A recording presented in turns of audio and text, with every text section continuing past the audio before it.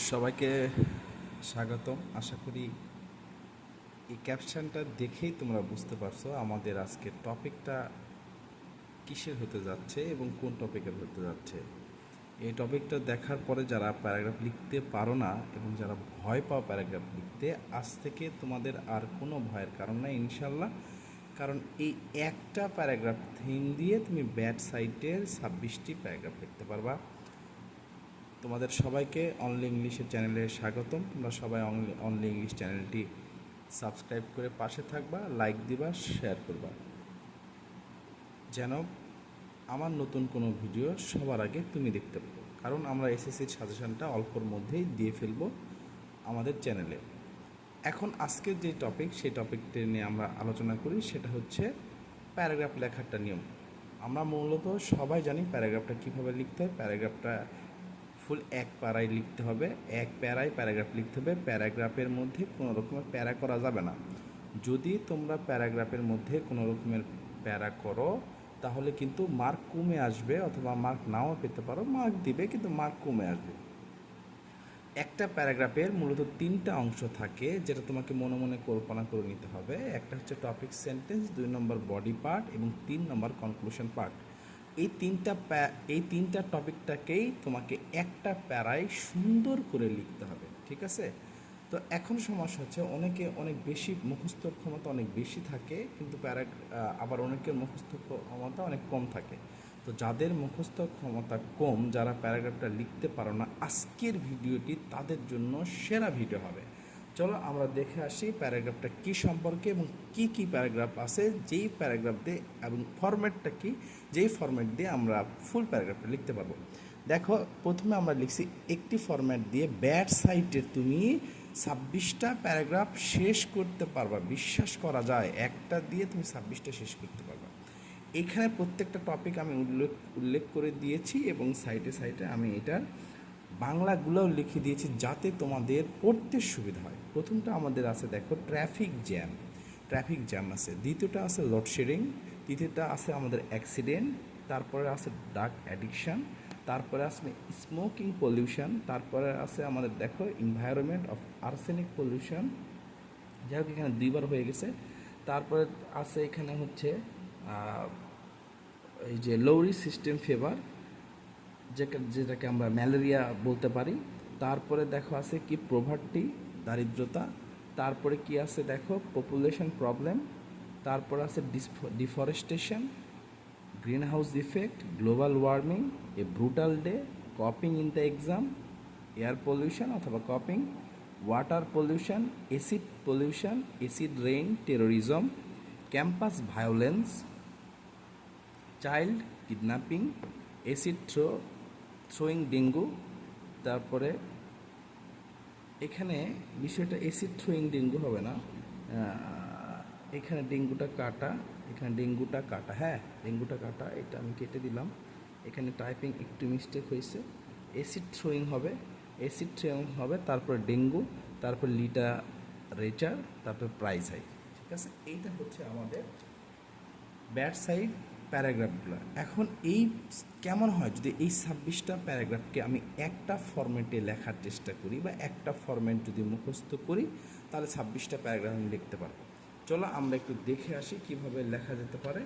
তো সবাই চ্যানেলটাকে, যারা সাবস্ক্রাইব এখনও করনি বা ফলো দিয়ে রাখুনি, আমাদের চ্যানেলটাকে সাবস্ক্রাইব করে রাখবা এবং লাইক, কমেন্ট, শেয়ার করতে ভুলবো না। কারণ আমরা নতুন একটা কোর্স লঞ্চ করতে যাব, যেটাতে খুব অল্প মূল্যে এবং অল্প সম্মানিতে তোমরা হাতের নাগালেই সেই কোর্সটা পেয়ে যাবা।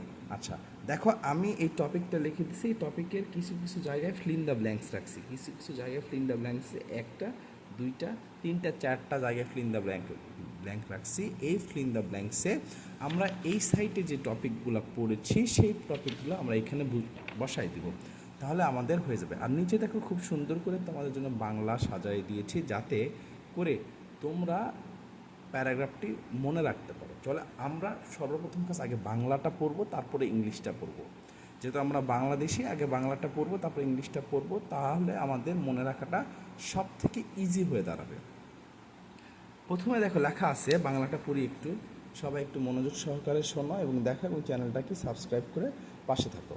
বলছে আমাদের দেশে অনেক সমস্যা আছে, কিন্তু ড্যাশ, এই ড্যাশে কী দিব? এই ড্যাশে হচ্ছে ওই যে আগের যে টপিকগুলো আমরা পড়েছি সেই টপিকগুলো দেব, কিন্তু তার মধ্যে অন্যতম একটি গুরুতর সমস্যা হলো তার মধ্যে ড্যাশ মানে ওই প্রবলেমটা হচ্ছে আমাদের অন্যতম একটি গুরুতর সমস্যা।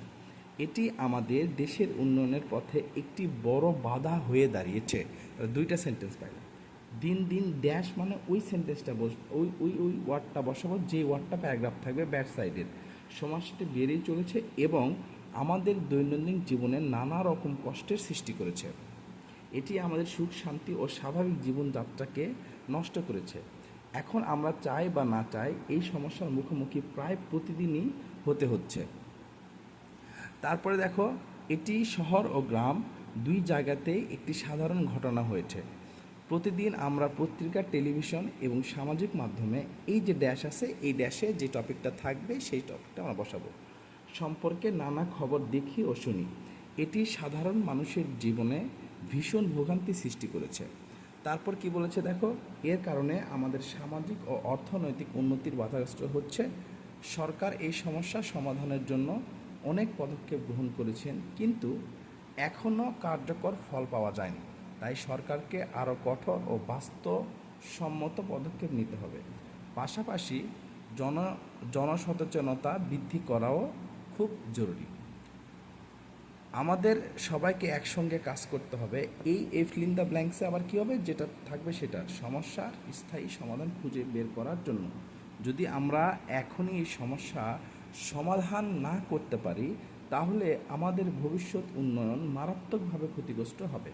তাই যত তাড়াতাড়ি সম্ভব এই সমস্যাটি দূর করার জন্য প্রয়োজনীয় ব্যবস্থা নিতে হবে। তাহলে আমরা একটি সুখী, শান্তিপূর্ণ ও সমৃদ্ধি জীবন পেতে পারবো। এই বাংলাটা আমি পড়ে নিলাম। এখন আমি কি করব, আমি ইংলিশটা পড়ব। এই একটা ইংলিশ দিয়ে তুমি 26টা প্যারাগ্রাফ লিখতে পারবে। কি বলছি দেখো, কি লেখা আছে এখানে? লেখা আছে there are many problems in our country.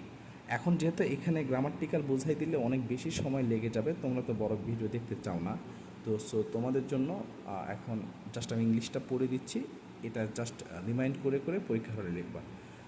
There are many problems in our country, but ওই যে ফিল ইন দ্য ব্ল্যাঙ্কসে কী বলছিলাম ওটা বসাবা, টপিক বসাবা। Is one of the most alarming and serious problems. It has become a great obstacle to the development of our country. The problem of dash, which a topic বসবে, is increasing day by day and affecting our daily life badly. It hampers our happiness, peace and comfort. Nowadays, we cannot imagine our life without facing this problem. It has become a common and regular matter in both urban and rural areas. Every day we see and hear about dash in newspaper, television and social media. It causes much suffering to the general people. Because of this, our social and economic progress is being hampered. Many steps have already been taken to solve this problem, but no effective result has yet been found. The government should take strict and practical measures to control it. At the same time, public awareness is very important. We all should work together to find a permanent solution to it. If we fail to control it, our future development will be seriously affected. So, we must take proper steps to get rid of this problem as early as possible. Only then can we hope for a happy, peaceful and prosperous life. তো এইটা ছিল আমাদের প্যারাগ্রাফের থিমটা, ছিল যে একটা format দিয়ে বা একটা থিম দিয়ে তুমি ওই 26টা প্যারাগ্রাফটা লিখতে পারবা। তবে একটা গুরুত্বপূর্ণ বিষয়, যারা প্যারাগ্রাফ নর্মালি পড়তে পারো, লিখতে পারো, তাদের জন্য কিন্তু এটা না। তারা এটা না ফলো করলে সব থেকে বেশি ভালো হবে। তারা ডিরেক্টলি দিবা, কারণ এক একটা প্যারাগ্রাফের ফরম্যাটটা এক এক রকম থাকে, এক একটা বিষয় নিয়ে কথা বলা হয়। যারা পারো না আর কি, দুর্বল লিখতে, তাদের জন্য আমাদের এই সাজেশনটা থাকবে। আশা করি এইটা লিখলে 7 অন্তত পাবা পরীক্ষা হলে। ইনশাল্লাহ আশা করা যায়। সো তোমরা সবাই ভালো থাকবে। আমাদের নেক্সট সাজেশান অল্পর মধ্যেই আমি দিয়ে দেবো তোমাদেরকে, যেটা থেকে আশা করা যায় আল্লাহর রহমতে সেখান থেকে তোমরা কোনো পাবা। সো আজকে এই পর্যন্তই, কিন্তু চ্যানেলটা সাবস্ক্রাইব করতে তোমরা ভুলবা না। Thank you so much.